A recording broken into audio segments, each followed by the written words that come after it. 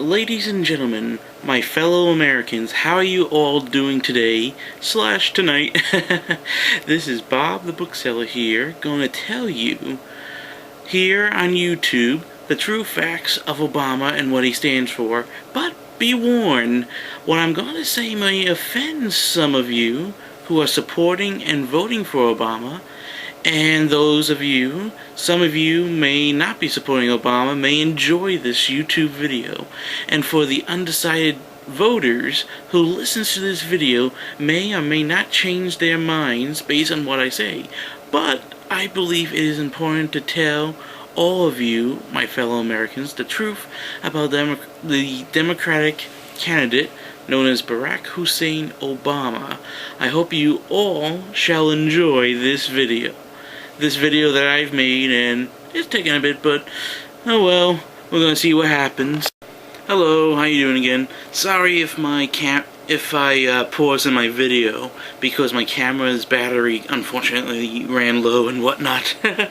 Anyway, I'm gonna tell you the truth about Obama, and of course my opinion, of course.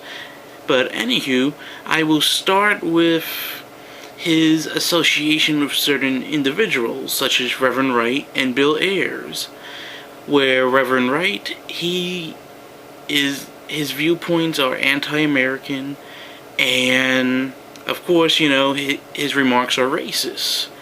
And what I don't understand is why Obama, even though he said, oh, I disagreed with him, oh, I never heard of it when I was there in the pews in the church, in Trinity Church.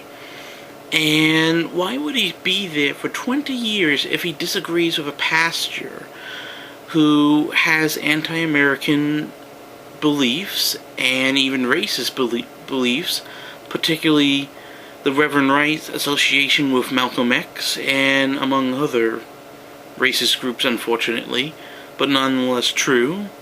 And I just don't know why Obama has to stay with that church for 20 years. He could have moved out and gone to a better church. But why that church? I don't know, but I think he may have some similar political beliefs. The way he gives it off and the way he tries to cut his relationship with Wright. And like I said, it's kind of scary when you think about it. But anywho, so that's Reverend Wright for you there. Now, with Bill Ayers, I'm wondering, you know, why would Obama knowingly working with and eating dinner and being friends with Bill Ayers and knowing fully well that Bill Ayers is a terrorist, a domestic terrorist, that he was a weatherman terrorist back in the good old 60s and 70s, and how he and this group, Bill Ayers and this weatherman group, were planning to harm the United States to a great extent. I actually have a recording here if you wish to listen to it. Sorry, trying to look for it.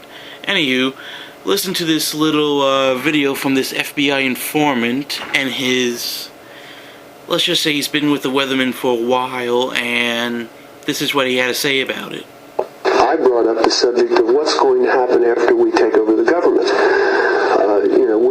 We become responsible then for administrating, 250 million people. And there was no answers. No one had given any thought to economics. How are you going to clothe and feed these people? The only thing that I could get was that they expected that the Cubans and the North Vietnamese and the Chinese and the Russians would all want to occupy different portions of the United States. They also believed that their immediate responsibility would be to protect against what they called the counter-revolution. And they felt that this counter-revolution could best be guarded against by creating and establishing re-education centers in the Southwest, where we would take all the people who needed to be re-educated into the new way of thinking and teach them how things were going to be. I ask, well, what is going to happen to those people that we can't re-educate, that are die-hard capitalists? And the reply was that they'd have to be eliminated. And when I pursued this further, they estimated that they would have to eliminate 25 million people in these re-education centers. And when I say eliminate, I mean kill. 25 million people. Now, I want you to imagine sitting in a room with 25 people, most of which have graduate degrees from Columbia and other well-known educational centers, and hear them figuring out the logistics for the elimination of 25 million people. And they were dead serious. Wow. Well, that's Obama and his pal, Bill Ayers, and his association with him, especially when it came to education. So you kind of figure out that that now he's going to try to affect the education system by teaching kids, to hate America and hate capitalism and hate democracy, and that's not a good thing. And that's it for the associates, but now I'll go to his political standpoint. Just the major ones, or the ones I think that are important anyway. First and foremost, his view of how to deal with terrorists and enemies of the United States is a bit scary, actually, because he actually wants to appease to them by talking. You can't talk with people who are willing to massacre their own civilians, for God's sake. I mean, seriously. How can you talk to a person who can massacre 1,000 people without a conscience? I mean, I'll just tell you directly with what he said about his strategy to dealing with hostile countries. The overall strategy is, this is what Obama is saying right now. This is a quote I'm reading. Gonna read to you guys out loud and whatnot.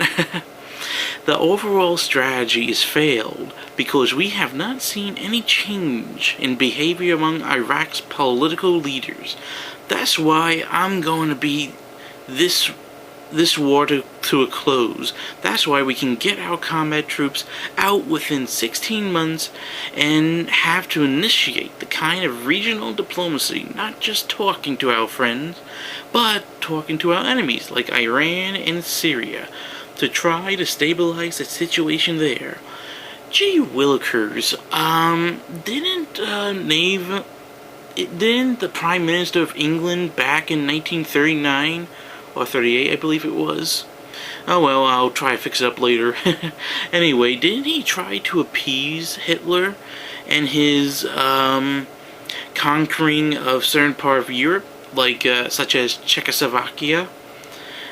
And eventually Poland would start World War II. And I wonder why Naval Chamberlain and League of Nations didn't stop him from there, Well, I'll tell you why. They wanted to appease him by talking and then saying, oh, we'll let him take this land. Well, this is how Obama responds to the enemy, by talking with them. You can't talk of enemies that have said and have done in the past is genocide, threatening, and have attack using Hezbollah, Hamas, so on and so forth, of Islamic terrorist groups to attack Israel and the United States abroad, not just from 9/11, but also around the world, which is actually very scary since Obama, wants to appease to our enemies who have no human conscience like you and I do, It's a sad thing, but the thought of it just terrifies me a bit.